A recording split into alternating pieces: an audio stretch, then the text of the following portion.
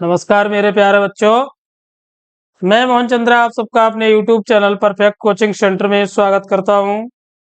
आशा करता हूं आप सब बढ़िया से होंगे, स्वस्थ होंगे, मस्त होंगे और बढ़िया से आपकी पढ़ाई भी चल रही होगी। तो जो हमारी केमिस्ट्री की क्लास 10th की चल रही थी, उसी का आज पार्ट 4 जो आपका चैप्टर नंबर 2 है, अम्ल, क्षार और लवण। तो उसमें 3 क्लासें हो चुकी हैं। आज की ये क्लास आपकी चौथी क्लास होगी। अब एक और क्लास इसकी लास्ट रहेगी जो ऑब्जेक्टिव क्वेश्चंस की रहेगी। तो आज के वीडियो में आपको जल का आयनिक गुणनफल, पीएच मान, पीएच का दैनिक जीवन में महत्व और उसके साथ साथ सोडियम क्लोराइड नमक है, ब्लीचिंग पाउडर है, कास्टिक सोडा है, इन सभी के बारे में अध्ययन कराया जाएगा, जिसमें बनाने की विधियां भी सम्मिलित होंगी। तो चलिए देर ना करते हुए अपने वीडियो पे चलते हैं।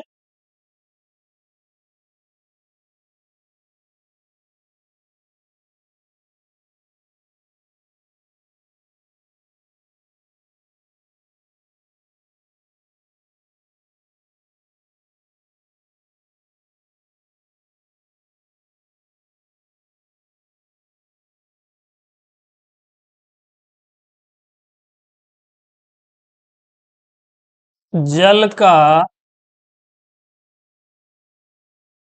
आयनिक गुणनफल।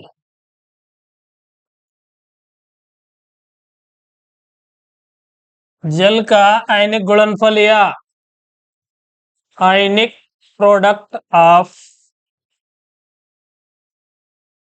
वाटर।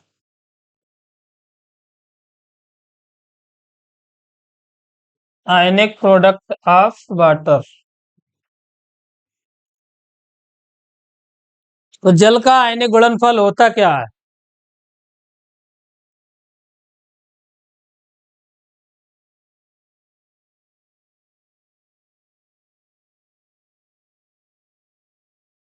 तो जल का आयनिक गुणनफल देखिए परिभाषा, स्थिर ताप पर जल का आयनिक गुणनफल उसमें उपस्थित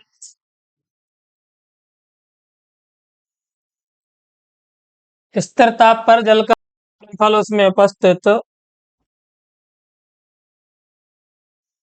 हाइड्रोजन आयनों का सांद्रण, हाइड्रोजन आयनों का सांद्रण H+ तथा हाइड्रोक्साइड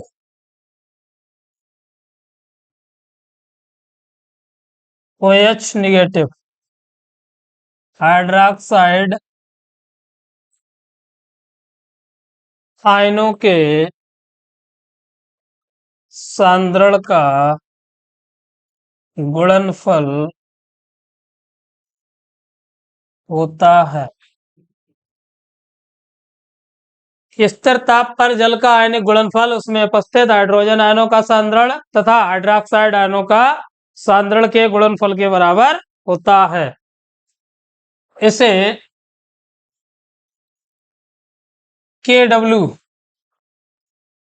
KW से प्रदर्शित करते हैं। KW से प्रदर्शित करते हैं। तो फार्मूला होता है KW बराबर H+ इंटू OH नेगेटिव। ये रहा जल का आयनिक गुणनफल, product of ionic product of water. जल का आयनिक गुणनफल KW बराबर H+ और OH नेगेटिव। परिभाषा बढ़िया से ध्यान रखनी है कि स्थिर ताप पर जल का आयनिक गुणनफल उसमें उपस्थित हाइड्रोजन आयनों का सांद्रण तथा हाइड्रोक्साइड आयनों का सांद्रण के गुणनफल के बराबर होता है। फार्मूला हमने लिख रखा है बोर्ड पर आपको कि KW बराबर H+ इंटू OH नेगेटिव। चलिए नेक्स्ट देखते हैं।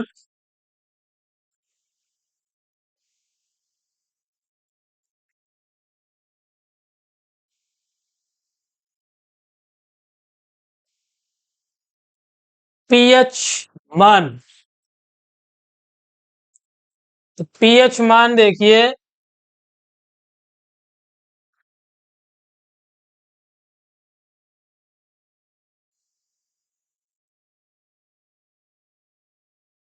वैज्ञानिक सोरेनसन ने बताया कि किसी विलयन में उपस्थित हाइड्रोजन आयन सांद्रता के ऋणात्मक लघु गुणक को उस विलयन का पीएच मान कहते हैं।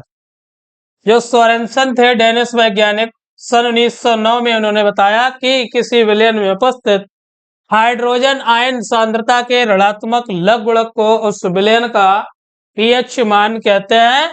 अब पीएच बराबर minus log base 10 H plus ion या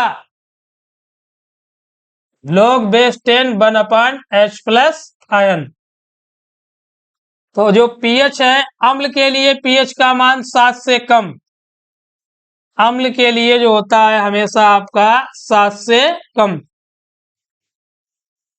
और जो क्षार है, क्षार के लिए 7 से अधिक।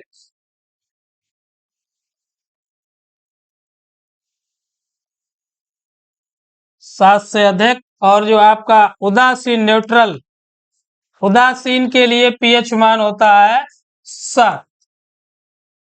तो अम्ल के लिए हमने बताया कि अम्ल के लिए पीएच मान आपका 7 से कम हमेशा, और क्षार के लिए 7 से अधिक, और जो भी उदासीन होते हैं उनके लिए 7 होता है।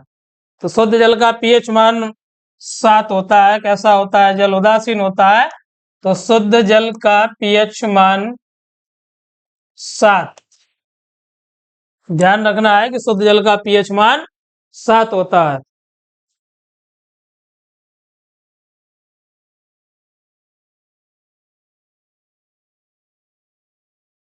ये पीएच स्केल आपको समझाते हैं।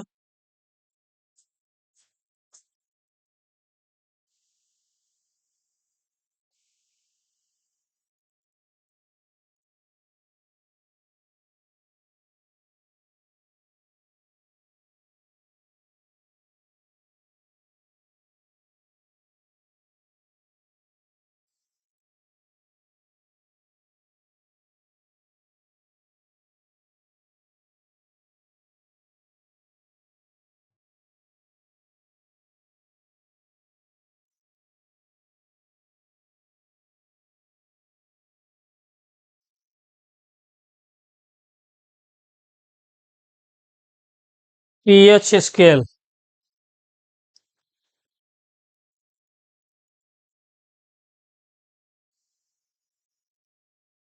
तो जो आपकी पीएच स्केल होती है उसमें कुल 0 से लेके 14 तक अंक होते हैं। और पीएच मान हमेशा एक शुद्ध संख्या, एकदम पूर्ण संख्या के रूप में होता है, तो जिसमें 0 से लेके 14 तक पीएच का कोई मात्रक नहीं होता है। तो देखिए पीएच पैमाना बोर्ड पे बनाते हैं हम।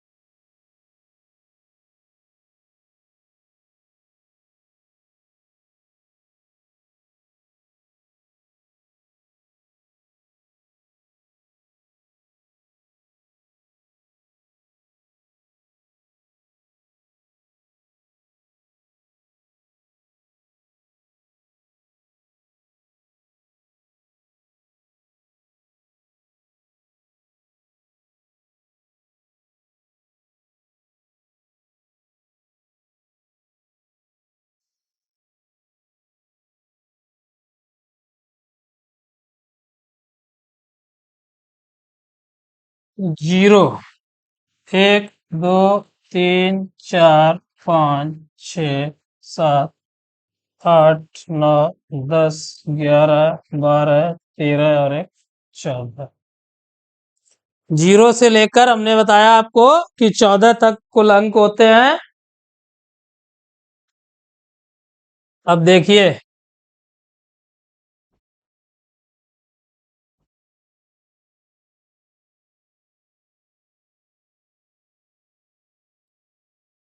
अम्लीय गुण का बढ़ता क्रम 0 से लेके 6 तक, इधर को अम्लीय गुण का बढ़ता क्रम, और जो 7 है इस पे आपका कैसा हो जाएगा, उदासीन, और 7 से ऊपर है उसमें क्या हमने बताया कि क्षारीय गुण का बढ़ता क्रम।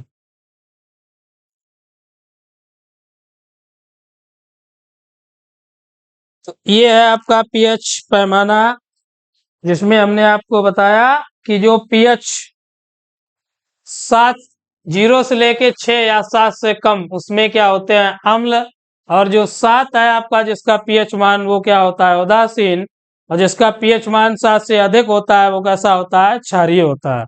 तो ये रहा आपका पीएच पैमाना या पीएच स्केल, जिसमें कुल 14 अंक होते हैं 0 से लेके 14 तक। 0 से लेके 6 तक हमने बताया कि अम्लीय गुण का बढ़ता क्रम, और जो 7 होगा वो उदासीन होगा, और जो 7 से ऊपर होगा 14 तक वो कैसा होगा, क्षारीय होगा। ये रहा पीएच पैमाना, नोट कीजिए। इसके बाद में आगे चलते हैं।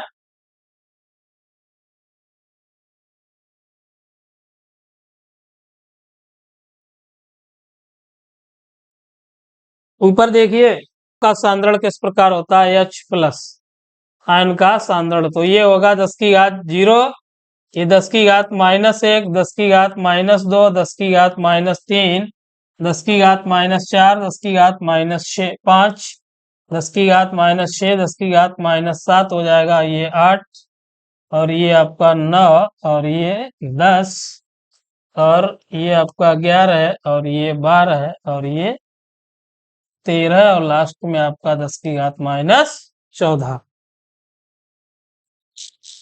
कीजिए नोट जल्दी से। नेक्स्ट देखते हैं अगला टॉपिक।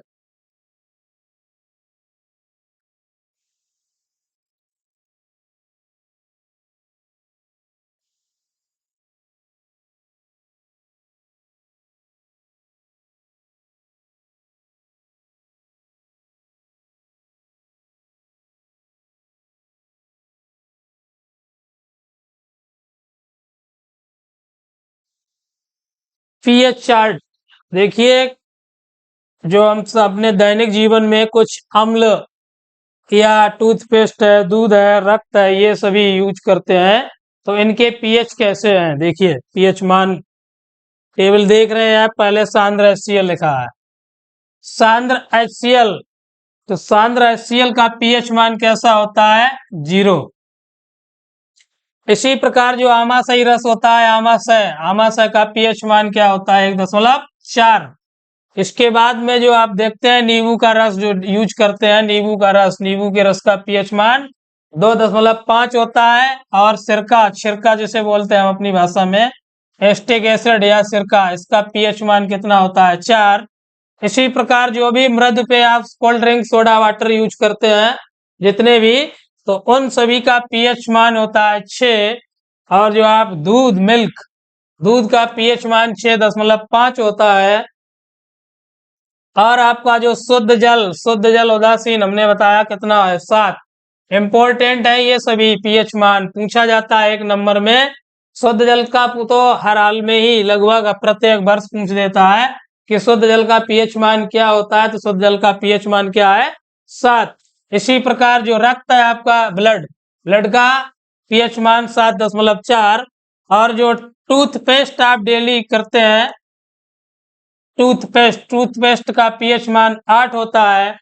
इसी प्रकार जो बेकिंग सोडा विलयन का पीएच मान 8.5। बासिंग सोडा विलयन का पीएच मान 9 है। और मिल्क ऑफ मैग्नीशिया का पीएच मान कितना होता है, 10.5, जिसे हम मिल्क ऑफ मैग्नीशिया को कब यूज करते हैं? तो मिल्क ऑफ मैग्नीशिया हम पेट में अपच हो जाती है तो वहां पे जो अम्लता होती है उसे खत्म करने के लिए हम मिल्क ऑफ मैग्नीशिया का प्रयोग करते हैं। तो मिल्क ऑफ मैग्नीशिया का पीएच मान ध्यान रखना है, कितना है? 10.5। और 10.5 होने के कारण इसकी प्रकृति कैसी होगी? क्षारीय, और ये जाके वहां पे क्या करेगा? अम्लता को खत्म करेगा। तो तनु NaOH कास्टिक सोडा का पीएच मान होता है 13, और जो आपका सांद्र होता है कास्टिक NaOH, इसका पीएच मान कितना होता है? 14। तो ये रहे पीएच मान, जिसमें हमने बताया कि महत्वपूर्ण है ये सभी। और अति महत्वपूर्ण तो आपका शुद्ध जल का पीएच मान कितना बताया? 7, ये पूछा जाता है। अब देखिए दैनिक जीवन में पीएच का महत्व, जो हमारे दैनिक जीवन है, डेली की दिनचर्या है, उसमें पीएच का क्या महत्व है? तो देखिए बोर्ड पे लिखा है पौधों एवं जंतुओं की पीएच के प्रति संवेदनशीलता। तो जो पौधे एवं जंतु हैं उन सभी की पीएच के प्रति संवेदनशीलता क्या लिखा है? जीवित प्राणी केवल एक संकीर्ण पीएच परास, संकीर्ण मीन्स अति छोटी सूक्ष्म, तो संकीर्ण पीएच परास में ही जीवित रह सकते हैं। हमारा शरीर केवल 7 से 7.8 7 से 7.8 पीएच परास के बीच ही कार्य कर सकता है।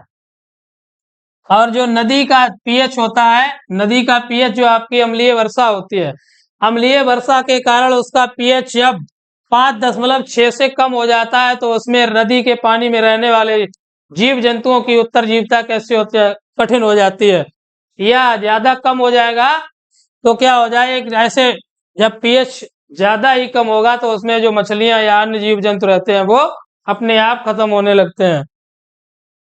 तो जीवधारियों की उत्तरजीविता क्या लिखी है? कठिन हो जाती है। और भी है दैनिक जीवन में पीएच महत्व, जैसे मृदा का पीएच। तो अधिकांश पौधे सर्वोत्तम रूप से विकसित होते हैं, लेकिन जब उनका पीएच अगर सही है तो मृदा आपको अच्छा उत्पादन देगी। अगर पीएच मान अप डाउन है तो मृदा से आप उत्पादन अच्छा प्राप्त नहीं कर सकते।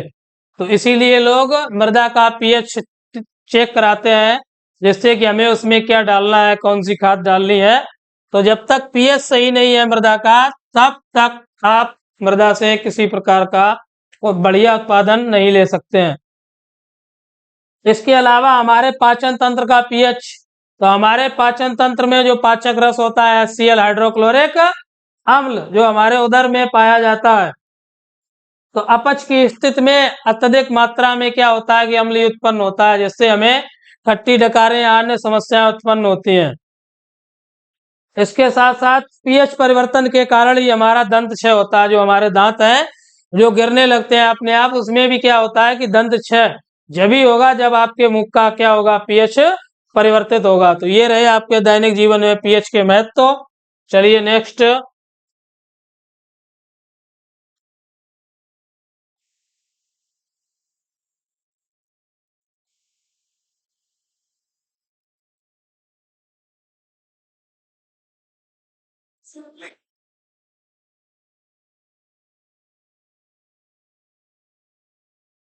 उदासीनीकरण अभिक्रिया, महत्वपूर्ण अभिक्रिया है आपकी उदासीनीकरण अभिक्रिया।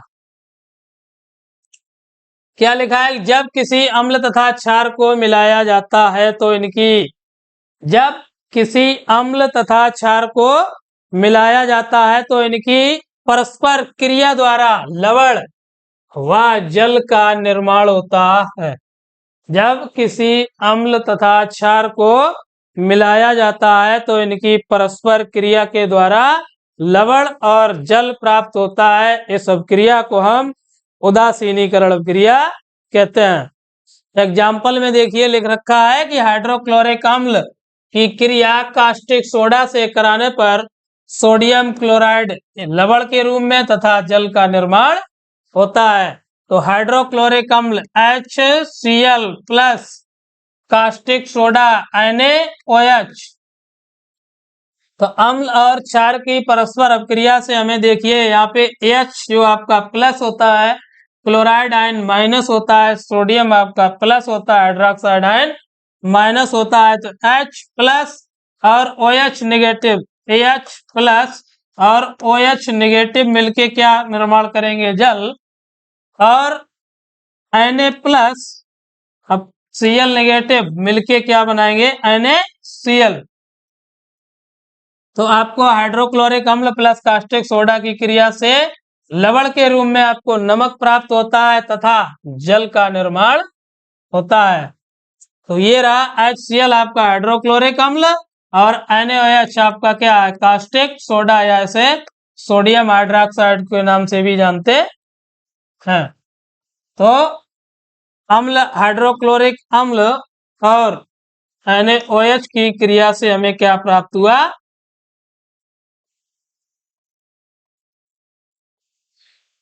Sodium chloride.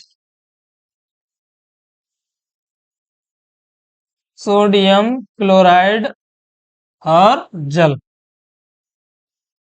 ये रही आपकी अभिक्रिया कि उदासीनीकरण अभिक्रिया में जब किसी अम्ल तथा क्षार को मिलाया जाता है तो इनकी परस्पर क्रिया द्वारा लवण व जल का निर्माण होता है। यह क्रिया हमने बताई आपको उदासीनीकरण अभिक्रिया कहलाती है। एग्जाम्पल दे रखा है कि हाइड्रोक्लोरिक अम्ल जब कास्टिक क्षार के साथ अभिक्रिया करता है तो हमें लवण और जल प्राप्त होते हैं, लवण के रूप में सोडियम क्लोराइड और जल का तो फार्मूला सभी को पता है कि H2O। मैकेनिज्म आपको बता रखी है हमने कि HCl में क्या होता है, हाइड्रोक्लोरिक अम्ल में हाइड्रोजन आयन प्लस होता है, क्लोराइड आयन माइनस होता है, और जो आपका NaOH है उसमें सोडियम कैसा होता है, प्लस, और OH नेगेटिव। तो दोनों मिलके क्या बनाते हैं, NaCl और H2O। नोट कीजिए। चलिए नेक्स्ट देखते हैं। नोट्स बनाते चलिए, साथ साथ कॉपी पेन साथ साथ लेकर बैठे, जिससे नोट्स आपके कंप्लीट होते चले, जो आगे आपके परीक्षा के समय बढ़िया से काम आएंगे।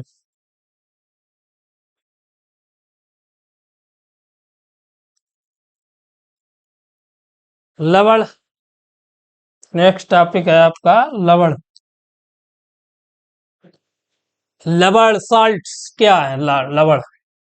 अभी हमने बताया आपको उदासीनीकरण अभिक्रिया से प्राप्त, लिखा है किसी अम्ल तथा क्षार की उदासीनीकरण अभिक्रिया से प्राप्त आयनिक ठोस को लवण कहते हैं। किसी अम्ल तथा क्षार की उदासीनीकरण अभिक्रिया से प्राप्त आयनिक ठोस को लवण कहते हैं। इस क्रिया में लवण के साथ जल का निर्माण भी होता है। तो किसी अम्ल तथा क्षार की उदासीनीकरण से अभिक्रिया से प्राप्त आयनिक ठोस, अभी आपको अभिक्रिया जो लिखाई थी हमने कि सोडियम सोडियम हाइड्रोक्साइड तथा HCl से हमें क्या मिला था, आयनिक ठोस के रूप में सोडियम क्लोराइड प्राप्त हुआ था।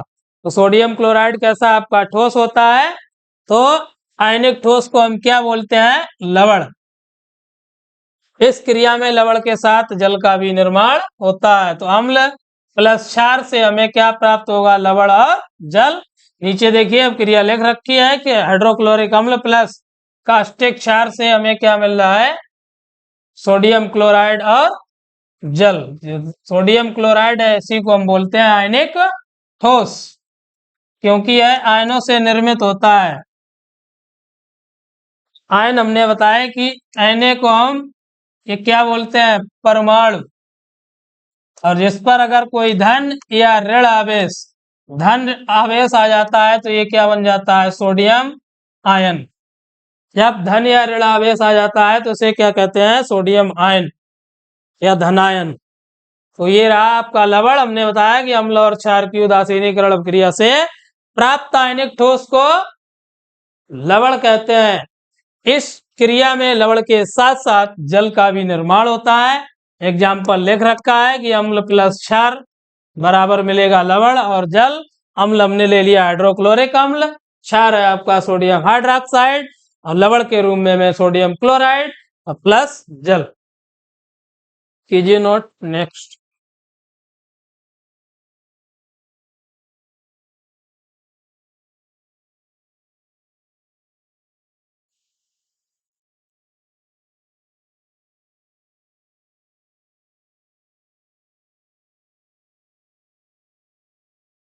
देखिए लवणों का पीएच। तो प्रबल अम्ल तथा प्रबल क्षार से बने लवण उदासीन होते हैं। प्रबल अम्ल और प्रबल क्षार से जो भी लवण का निर्माण होता है वो सभी कैसे होते हैं? उदासीन। जितने भी लवण आपको प्रबल अम्ल और प्रबल क्षार के द्वारा निर्मित होंगे वो सभी कैसे होते हैं? उदासीन। अब देखिए लिखा है साधारण नमक, कॉमन साल्ट। अब कॉमन साल्ट जो दैनिक जीवन में हम जो भी सब्जियां या अचार वगैरह में यूज करते हैं वो आपका साधारण नमक होता है। सब्जियों में नमक जो यूज करते हैं उसे ही बोलते हैं साधारण नमक, या उसी को कहते हैं रासायनिक रूप में सोडियम क्लोराइड या लवण। तो देखिए लिखा है साधारण नमक हाइड्रोक्लोरिक अम्ल तथा सोडियम हाइड्रोक्साइड। अभी आपको हमने बताया था HCl plus sodium hydroxide NaOH, इन दोनों की अम्ल और क्षार की परस्पर परस्पर क्रिया से हमें सोडियम क्लोराइड और प्लस का जल प्राप्त हुआ था। तो ये आपका है सोडियम क्लोराइड या नमक। तो लिखा है कि साधारण नमक हाइड्रोक्लोरिक अम्ल तथा सोडियम हाइड्रोक्साइड विलयन के संयोग से बनता है, इसलिए इसे क्या बोलते हैं? सोडियम क्लोराइड भी कहते हैं। इसी लवण का प्रयोग हम अपने भोजन में करते हैं। इसे बड़े स्तर या औद्योगिक स्तर पर क्या लिखा है? समुद्री जल से या अन्य लवणों से पृथक्करण से प्राप्त करते हैं। इसे चट्टानी लवण से भी प्राप्त किया जा सकता है, स्पेशली इसे बड़े स्तर पर समुद्री जल से ही हम प्राप्त करते हैं। अब सोडियम क्लोराइड के उपयोग, तो सोडियम क्लोराइड के उपयोग तो सभी को पता है कि नमक का उपयोग हम कहाँ कहाँ पे करते हैं। तो सर्वप्रथम हमने जो पहला उपयोग लिखा है आपका कि साधारण नमक को भोजन पकाने के अतिरिक्त परिरक्षक के रूप में तथा अनेक रसायनों जैसे कास्टिक सोडा है आपका, बेकिंग सोडा है, caustic soda NaOH, baking soda NaHCO3 sodium bicarbonate, या धावन सोडा Na2CO3 इंटू 10H2O, ब्रंजक चूर्ण CaOCl2।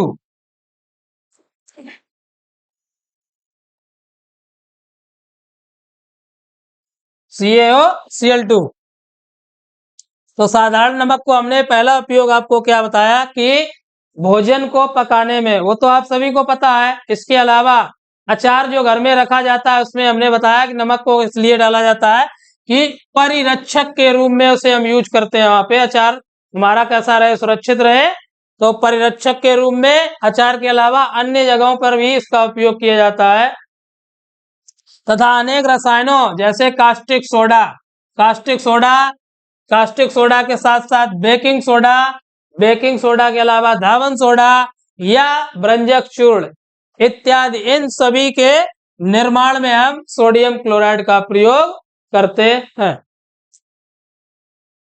फार्मूला हमने लिख रखे हैं, सोडियम कास्टिक सोडा का NaOH और बेकिंग सोडा आपका सोडियम बाइकार्बोनेट या NaHCO3। इसी के साथ जो धावन सोडा होता है sodium carbonate into decahydrate Na2CO3 into 10H2O, और जो आपका रंजक चूर्ण या ब्लीचिंग पाउडर जिसे कहते हैं कैल्शियम ऑक्सी क्लोराइड CaOCl2। चलिए नेक्स्ट।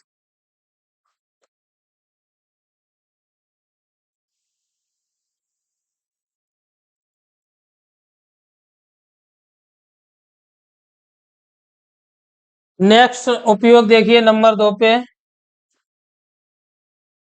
लिखा है कि इसका प्रयोग सोडियम धातु के निर्माण में भी किया जाता है।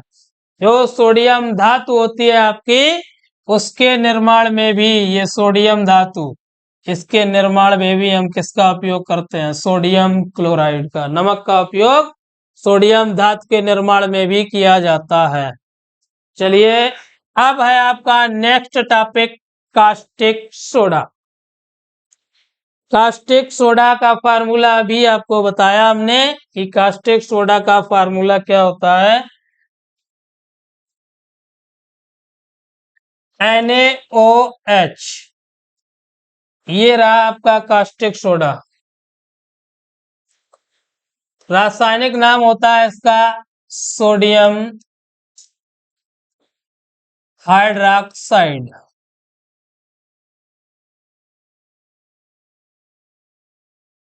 कास्टिक सोडा का रासायनिक नाम हमने आपको बताया सोडियम हाइड्रोक्साइड, और रासायनिक सूत्र आपका हो गया NaOH। अब पहले तो इसका हम अणुभार और बता दें आपको कि अणुभार किस प्रकार निकाला जाता है। तो यहाँ पे निकाले देते हैं अणुभार। देखिए, तो पहले आपको परमाणु भार पता होना चाहिए। अब जैसे देखिए ऐसे लिखा है Na 11 और 23, तो ये Z बराबर होता है और ये A बराबर होता है आपका A फॉर एटॉमिक वेट परमाणु भार, Z फॉर परमाणु क्रमांक।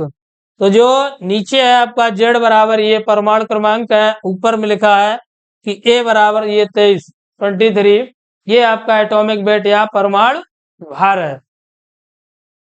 तो सोडियम का परमाणु भार 23 है और परमाणु क्रमांक आपका कितना है 11। तो इसका अणुभार निकालते हैं हम NaOH का।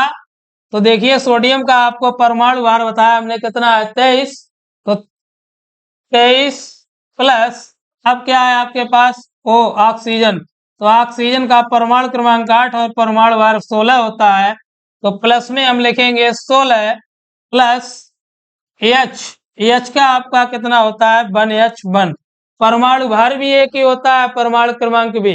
जो हाइड्रोजन होता है उसका परमाणु क्रमांक एक और परमाणु भार भी एक। तो 1H1 तो H एक है H। अब इन्हें ऐड करते हैं तो 23 और 16 आपका 39 और प्लस 1 40। तो इस प्रकार जो NaOH का अणुभार निकला वो कितना है 40। तो अणुभार बता दिया हमने आपको। कास्टिक सोडा का पहले रासायनिक सूत्र NaOH, फिर रासायनिक नाम सोडियम हाइड्रोक्साइड। इसके अलावा जब अणुभार पूछा जाता है तो अणुभार हमने बता दिया कि सोडियम का परमाणु भार 23 होता है, ऑक्सीजन का 16 और हाइड्रोजन का 1। इन तीनों को जब ऐड करेंगे तो हमें कितना प्राप्त हुआ 40। तो कास्टिक सोडा का जब अणुभार पूछते हैं तो कितना बताएंगे आप सभी 40। चलिए आप देखिए बनाने की विधि। ये नोट कर लिया हो तो रेज कर दें इसे।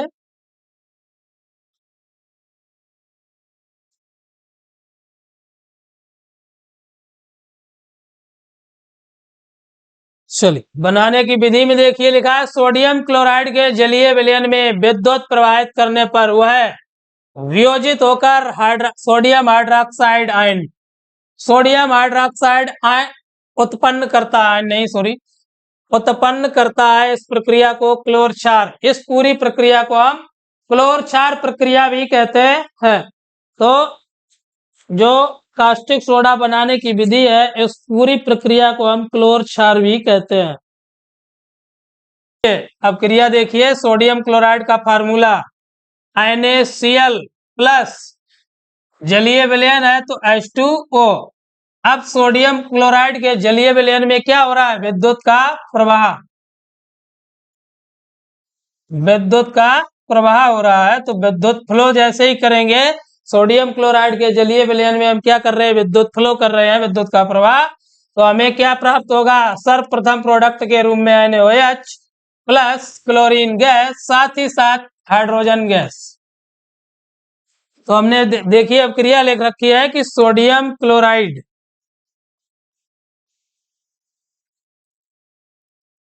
सोडियम क्लोराइड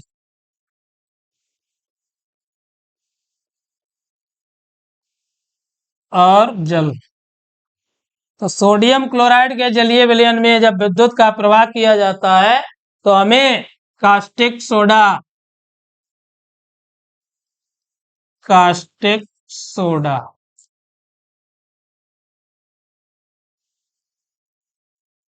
साथ ही साथ क्लोरीन और हाइड्रोजन गैस ये प्राप्त होती है। तो देखा आपने कि कास्टिक सोडा बनाने की विधि। अब संतुलित करते हैं सब क्रिया को। देखिए उधर Cl कितना है 2, इधर Cl आपका 1 है तो इधर 2 का गुणा कर देंगे। अब देखिए अब आपका सोडियम गड़बड़ हो गया तो सोडियम को संतुलित करने के लिए यहाँ 2 का गुणा करेंगे। अब देखिए कंप्लीट करते हैं। H यहाँ पे कितनी है 2, उधर अब 2 और 2 कितनी हो गई 4, ऑक्सीजन भी 2 है तो इधर भी 2 का गुणा कर देते हैं। अब देखिए आपकी अभिक्रिया बिल्कुल संतुलित है, बैलेंस्ड अभिक्रिया है। ट्वाइस NaCl प्लस 2H2O बराबर twice NaOH Cl2 plus H2। तो ये रहा आपका कास्टिक सोडा बनाने की विधि कि कास्टिक सोडा को जैसे जब पूछा जाता है कि कास्टिक सोडा का रासायनिक नाम, तो आप बताएंगे सोडियम हाइड्रोक्साइड। रासायनिक सूत्र पूछा जाता है तो NaOH। अगर अणुभार पूछा जाता है तो 40 निकला था, अभी हमने निकाल के दिखाया। बनाने की विधि पूछी जाती है तो सोडियम क्लोराइड के जलीय विलयन में विद्युत का प्रवाह करने पर हमें कास्टिक सोडा तथा क्लोरीन गैस और साथ ही साथ हाइड्रोजन गैस भी प्राप्त होती है। चलिए अब देखते हैं कास्टिक सोडा के उपयोग। तो कास्टिक सोडा के उपयोग कहाँ कहाँ पे किए जाते हैं? तो सबसे पहला उपयोग जो आप दैनिक जीवन में साबुन और अपमार्जक को यूज करते हैं। जो भी साबुन देखते हैं आप या कपड़ा धोने वाला, नहाने वाला, इसके अलावा अपमार्जक जो से हम डिटर्जेंट पाउडर या निरमा के रूप में जानते हैं, तो उन सभी का निर्माण आपका कास्टिक सोडा से होता है। लिखा है कि इसका प्रयोग साबुनों तथा अपमार्जकों को बनाने में किया जाता है। नेक्स्ट है आपका नंबर 2 पे कृत्रिम वस्त्र रेशे। जो भी आर्टिफिशियल क्लॉथ्स रेशे होते हैं, कृत्रिम वस्त्र रेशे या कागज का बॉक्साइट अयस्क के शुद्धिकरण के साथ साथ तेल शोधन जो होता है उसमें भी हम कास्टिक सोडा का उपयोग करते हैं। तो ये रहे आपके दो उपयोग। पहला उपयोग हमने बताया कि इसका उपयोग साबुन तथा अपमार्जकों के निर्माण में। अब नंबर 2 पे हमने बताया कि कृत्रिम वस्त्र रेशे कागज बॉक्साइट अयस्क के शुद्धिकरण, कागज के उद्योग में होता है, बॉक्साइट अयस्क के शुद्धिकरण में और तेल शोधन में भी इसका उपयोग किया जाता है। चलिए नेक्स्ट।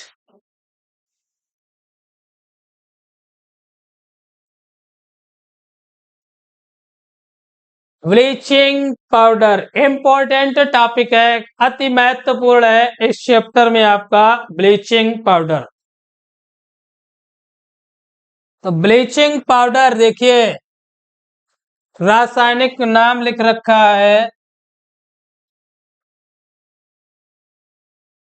रासायनिक नाम ब्लीचिंग पाउडर का लिखा है कैल्शियम क्लोरोहाइपोक्लोराइट, कैल्शियम क्लोरोहाइपोक्लोराइट या फिर इसे क्लोरो ऑफ लाइम या इसे हम क्लोरीनेटेड लाइम भी कहते हैं।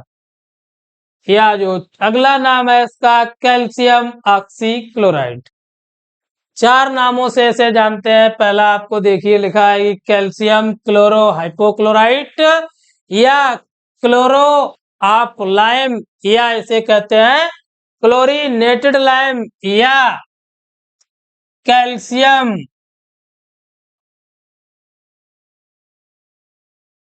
ऑक्सीक्लोराइड।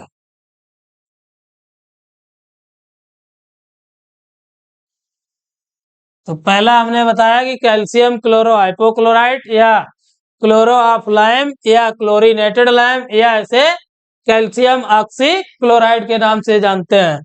अणुसूत्र इसका देखिए CaOCl2। अणुसूत्र पूछा जाता है, कभी कभी एक नंबर में अणुसूत्र ही पूछ देता है कि अणुसूत्र ब्लीचिंग पाउडर का अणुसूत्र क्या है। तो अणुसूत्र ध्यान रखना है CaOCl2। ठीक, रासायनिक नाम जब पूछा जाता है तो जो ऊपर आपको हमने 4 नाम बताया उसमें कोई भी नाम आप लिख सकते हैं। कैल्शियम ऑक्सीक्लोराइड या क्लोरो ऑफ लाइम या कैल्शियम क्लोरोहाइपोक्लोराइड या क्लोरीनेटेड लाइम। साधारण नाम या व्यापारिक नाम जब पूछता है तो ब्लीचिंग पाउडर या इसे भ्रंजक चूर्ण भी कहते हैं। अणुभार देखिए इसका 127। अब जैसा हमने अभी आपको कास्टिक सोडा में निकाला था उसी के अकॉर्डिंग देखिए यहाँ पे CaOCl2। इसका जब देखिए Ca का परमाणु भार 40, ऑक्सीजन का भी आपको बताया था 16 और क्लोरीन का जो होता है 35.5 होता है, 35.5। तो कैल्शियम का परमाणु भार हमने बताया 40, परमाणु क्रमांक 20, परमाणु भार 40। ऑक्सीजन का परमाणु भार 16 और परमाणु क्रमांक 8। इसी प्रकार जो आपका क्लोरीन होता है उसका परमाणु भार 35.5 होता है, लेकिन इसका परमाणु क्रमांक 17 होता है। तो अब देखिए हम किस प्रकार निकालेंगे CaOCl2। Ca का आपका कितना है 40 प्लस ऑक्सीजन का 16 और प्लस क्लोरीन 2 है तो 2 गुणे इसका 35.5। इन सभी को हल करने पे देखिए क्या प्राप्त होगा, 40 प्लस का 16 और प्लस का 71, तो जोड़ने पर हमें प्राप्त होगा, देखिए 7 4 11 तो 127। तो कैल्शियम ऑक्सीक्लोराइड या ब्रंजक चूर्ण का अणुभार जो निकला हमारा कितना है, 127। बोर्ड पे देखिए हमने लिख रखा है कि कैल्शियम जो होता है आपका परमाणु भार उसका 40 और जो ऑक्सीजन है उसका परमाणु भार 16 है और जो क्लोरीन है उसका परमाणु भार 35.5। तो इन सभी को जब हम ऐड करेंगे 40 16 प्लस 71 और 71 हमने बताया कि क्लोरीन की संख्या यहाँ पर कितनी है, 2, तो 2 गुणे 35.5 तो ऐड करेंगे तो ये हमारा 40 प्लस 16 56 और 56 71 हो जाएगा 127। तो कैल्शियम ऑक्सीक्लोराइड का अणुभार कितना प्राप्त हुआ, 27। अब निर्माण की विधि, तो निर्माण की विधि देखिए, इसका निर्माण शुष्क बुझे चूने पर क्लोरीन की क्रिया द्वारा किया जाता है। अब शुष्क बुझा हुआ चूने पे आप जैसे ही क्लोरीन प्रवाहित करेंगे वैसे ही आपको क्या प्राप्त होगा, कैल्शियम ऑक्सीक्लोराइड और साथ ही साथ क्या, जल।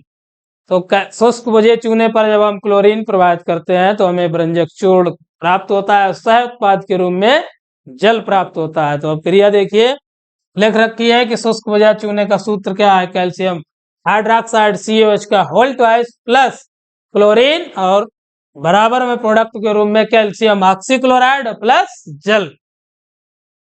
तो कैल्शियम हाइड्रोक्साइड या ऐसे हम बोलते हैं शुष्क बुझा हुआ चूना, शुष्क बुझा चूना और क्लोरीन। अब क्या है ये, ब्रंजक चूर्ण और जल। तो निर्माण की विधि पूछी जाती है, बढ़िया से तैयार कर लेना, नोट भी करते जाइए। हमने कहा आपसे कि पेन कॉपी साथ लेकर बैठे वीडियो में, जो आप नोट्स भी साथ साथ बनाते जाएं तो बहुत ही फायदा रहेगा आपको, आगे परीक्षा की तैयारी में बहुत ही मदद करेंगे ये नोट्स। अब देखिए ब्रंजक चूर्ण के भौतिक गुण, तो भौतिक गुण में लिख रखा है पहला कि है पीले रंग का चूर्ण है, जो ब्रंजक चूर्ण है आपका पीले रंग का चूर्ण है। नंबर 2 पे है किसका, जलीय विलयन कैसा होता है, दूधिया होता है। तो ब्रंजक चूर्ण का जलीय विलयन दूधिया होता है। तो ये रहे भौतिक गुण। तो आपको ऊपर से हमने बताया कि पहले तो ब्लीचिंग पाउडर का रासायनिक नाम, इसके बाद रासायनिक सूत्र, साधारण नाम, व्यापारिक नाम, अणुभार, अणुसूत्र, निर्माण की विधि और जो क्रिया लिखी है आपकी, इसके बाद भौतिक गुण। भौतिक गुण में बताया कि यह पीले रंग का चूर्ण है और इसका जलीय विलयन कैसा होता है, दूधिया होता है। चलिए नेक्स्ट,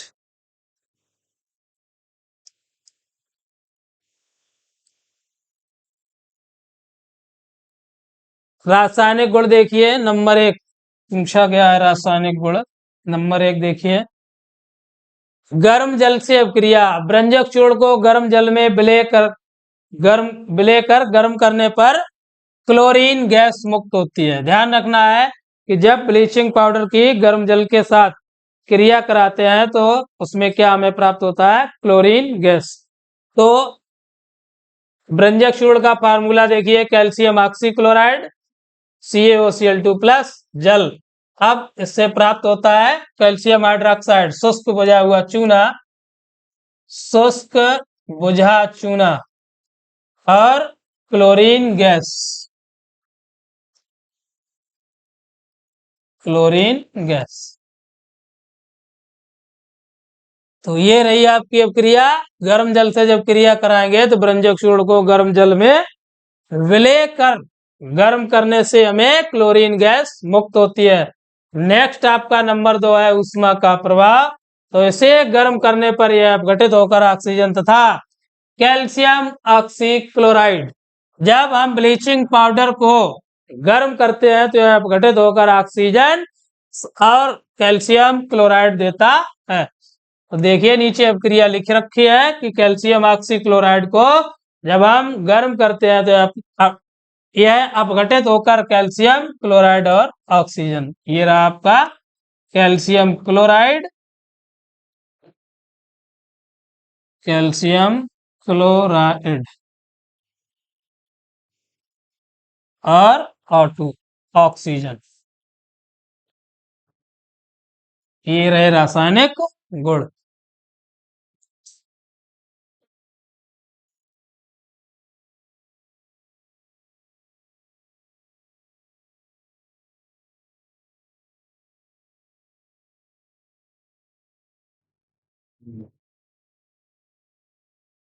अब देखिए ब्रंजक चूर्ण के उपयोग। जो ब्रंजक चूर्ण है आपका, इसका उपयोग कहाँ कहाँ किया जाता है? तो नंबर 1 पे देखिए, सबसे पहले इसका उपयोग जीवाणुनाशक, जीवाणुनाशक के रूप में। ब्रंजक चूर्ण का जो फर्स्ट उपयोग आपको बताया हमने, जीवाणुनाशक के रूप में करते हैं। नंबर 2 पे है जल का शुद्धिकरण, जल का शुद्धिकरण, जल का शुद्धिकरण। और नंबर 3 पे है आपका कपड़ा है, कागज है या जूट है आदि, इन सभी का, कपड़ा, कागज, जूट आदि का रंग उड़ाने में ब्लीचिंग पाउडर का उपयोग करते हैं। तो ये रहे उपयोग, और भी उपयोग हैं लेकिन मुख्य आपको 1 या 2 पूछ देता है। तो हमने एक पहला आपको जीवाणुनाशक के रूप में, दूसरा जल के शुद्धिकरण में, तीसरा आपका कपड़ा है, कागज है, जूट है इत्यादि, ये सभी, इन सभी का रंग उड़ाने में हम ब्लीचिंग पाउडर का उपयोग करते हैं। एक और ध्यान रखना, ऊन को सिकुड़ने से बचाने में, ऊन को सिकुड़ने से बचाने में, जो आपकी ऊन होती है उसे सिकुड़ने से बचाने के लिए भी हम कैल्शियम ऑक्सीक्लोराइड का उपयोग करते हैं। तो ये रहा आपका आज के वीडियो में, बस इतना ही। मिलेंगे अगले वीडियो में। और जो भी पिछले वीडियो हैं उन सबकी हमने एक प्लेलिस्ट बना रखी है, और इस वीडियो के डिस्क्रिप्शन बॉक्स में उन सभी की लिंक भी हमने दे रखी है। तो पिछले, आपको किसी प्रकार की कहीं पर कोई समस्या आती है तो आप वहां पे जाके उन वीडियो से आप अध्ययन कर सकते हैं। तब तक के लिए धन्यवाद। जय हिंद।